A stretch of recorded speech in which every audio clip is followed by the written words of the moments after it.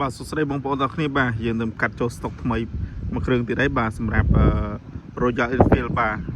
ភូមិម៉ាឡាយ៉ានបាទនេះ model វា scam បងប្អូនណាបាទប្រភេទបែបកាហ្វេបាទវាកាត់ scam បែបវាធ្វើ style រៀងកាហ្វេបងប្អូនណាបាទចឹងបងប្អូនស្រឡាញ់ប្រភេទRoyal Enfield ភូមិម៉ាឡាយ៉ានបាទ scrap នេះបងប្អូនអញចេញមកមើលបានបាទទៅកាត់បាទម៉ូតូស្អាតខ្ចីណាបងប្អូនបាទបងអញចេញមើលបានបាទម៉ាស៊ីនអេបបាទមានកាងធុង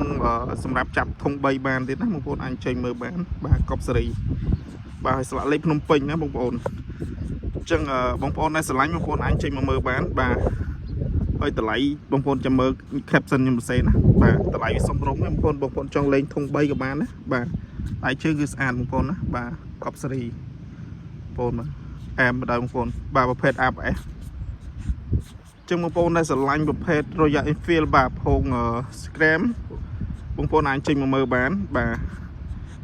ទៅបញ្ចូលស្តុកថ្មីទៀតណាបងប្អូនបាទតម្លៃធូរមែនតើចឹងអរគុណច្រើនបងប្អូនបាទជួបគ្នាវីដេអូក្រោយទៀតណាអរគុណច្រើនបាយបាយ